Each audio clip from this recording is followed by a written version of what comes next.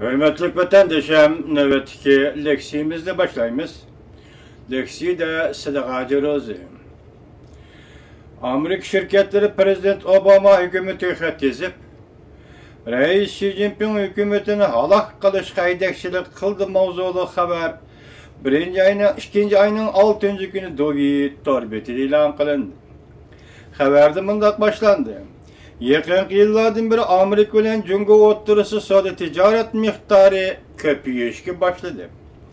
Koş taraflık meblağ selişten salmakımı hem köpüyüşke başladı. Cungo taraf elbet çet elinin Cungo'ga meblağ selişi karta köp xil tarafları tüzüp çıkıp iki tarafının soda ticaretini qoğdamakçı oldu. Yakın günlerde Amerika soda ticaret şirketleri Cungo tarafının bir qatar uçur, axbarat, texniklik kəsblər doğrusunda belgileme, yeni belgilemeler ve siyasetlerini özgertişi doğrusunda Amerika hükümetinin haydakçılık kılışını müracaat kıldı. Amerika Södügarlar Cemiyeti Cungo hükümetinin bu xil yeni tedbirleri Amerika şirketlerinin Cungo'daki menfaatiga ziyan zahmet yetkizdi deb qaradı. Amerika'nın sabık əməldarları bu belgelemeler bir bütün Amerika Cungo münasibetiga ziyan zahmet yetkizdi deb ansirdi. 2. ayının 6. günü Amerika Södügarlar Cemiyeti başçılığındaki nurgulluğun soda ümekleri Amerika Qo'shma Shtatlar Davlat ishlar kotibi John Kerry Efendiga ve Amerika Soda Ministri Jack Lew Efendiler xat yazıp, ularning yangidan qapasdan chiqqan bir qator cheklash xarakterlik siyosatlariga inkas qaytarib, Cungo'da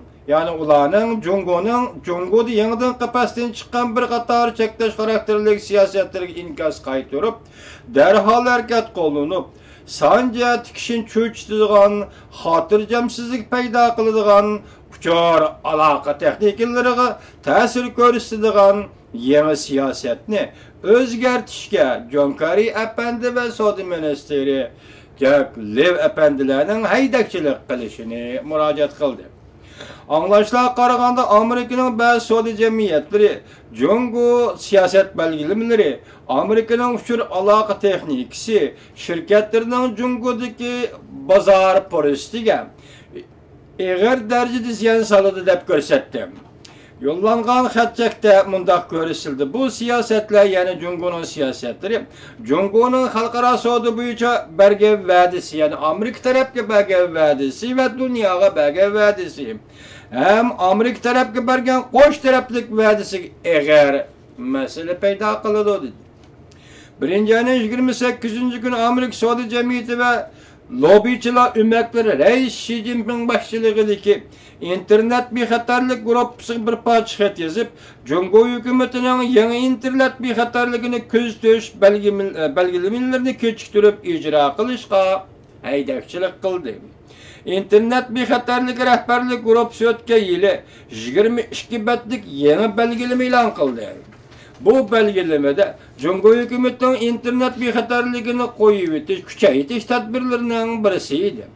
Yeni tüzülgen internet bexatarligini nazorat qilish belgilerimine asaslanganda Xitoyning pul muomala organlariga elektronlik uskunlarni sotib beruvchi chet el shirkatlari asildagi belge nomerni qo'shib sotib berishni, Cungo tadqiqot markazi qurishni, texnika mülazimet xodimlarining va Cungo amaldarlarining boshqarishiga tekshirishi qattiq detalli bir taraf qildigan sansperlik punkt qurishiga ruxsat qilishini talab qildi.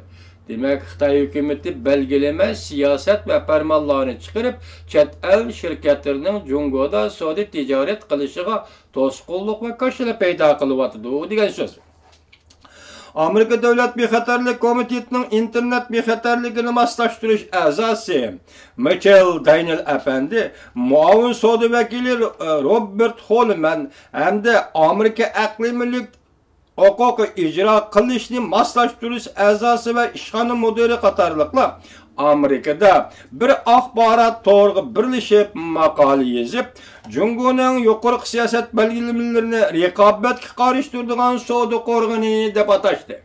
Demek Xitay rekabetki karıştırır chet el şirketlerinden Cumhur şirketleri o'rtasidagi rekabet meselesinde fakat kanun asasida qo'yib yetişemez. Belki yukarıdaki belgileme ve siyasetlerini çıkarıp savdo qorg'ini qurib, chet el şirketlerinin ticareti ve ularning rekabet kuchi qarıştırmoqchi bo'lyaptilar. Amerika savdo vakillarining bayonotchisi navbati Jungoning internet bexatarligini nazorat qilish belgilamalariga inkas qaytarib, Amerika izchil holda bu xil boshqaruv şirketlarining Amerikaning uchar texnik kasbiga ta'sir ko'rsatishiga ko'ngil bo'ladiganligini bildirdi. Jungo tarafda hozirgacha Amerika'nın köngül bölüşüge inkas qaytarmadı. Amerika'nın sabiq davlat ishlar katibi Albright Xanem növbeti Washington'da Jungo'ga alaqadar jamoat fikri munbirdi mundaq ko'rsatdi. Amerika Jungo ikki davlatning savdo munosabati ikki taraf uchun aytganda intayin muhim. Lekin Jungo'da yangidan qapasdan chiqarilgan belgilama, siyosatlar va cheklashlar Amerika şirketlerining Jungo'da savdo qilishini bargan sari qiyinlashtirib etdi. Albright Xanem yana mundaq ko'rsatdi. Navbatda mush vaqtda Jungo'da savdo qilayotgan shirkatlar uchun aytganda xo'sh bo'ladigan bir mezgil emas. Çünkü Jungo'nun bazı kanunları Jungo'da savdo ticaret qilayotgan Amerika ve başka devlet şirketlerinin ticaretini murakkablaştırib etdi. Bundaq ahvolning butkul Amerika Jungo munosabatiga ta'sir ko'rsatganligidan ansiridi. Sabiq davlat ishlar katibi Albright Xanem. Sabiq davlat ishlar katibi Albright Xanem yana mundaq ko'rsatdi. Amerika Jungo munosabatining taraqqiyot tarixi umumyuzda qaraganda şüphesiz ki savdo sahası Amerika'da savdo sanoatchilar sahası ikki davlat munosabatini qo'llagan eng muhim kuchdir. Agar ularning Amerika şirketlerining Jungo'da savdo qilish texim murakkablashadigan bo'lsa, ikki davlatning kishilik huquq va boshqa ko'plagan masalalar bo'yicha ixtiloflari texmo qiyinlashidir. Albright Xanem dediki, Amerika şirketlerining Jungo'da savdo tijorat qilishiga Xitay hükümeti karşılığı ve to'sqinlik paydo qildigan bo'lsa, ondaqda Amerika Qo'shma Shtatlar hükümeti Amerika o'rtasidagi va Jungo o'rtasidagi ba'zi ixtiloflar, kishilik huquqqa aloqador ba'zi ixtiloflar texnik kaskinlashadi, qiyinlashadi. Ba'zi tahlilchilar Jungoda savdo qilayotgan Amerika savdogarlarining umutsuzlik uchrash tuyg'ulari ko'rsatdiki, deyishdiki, bu tahlilchilar Amerika bilan Jungoning internet bexatarligi hamda texnika, siyaset to'g'risida va boshqa to'qinishlar cho'nqurlashganligini ko'rsatdi deb tahlil qildi tahlilchilar.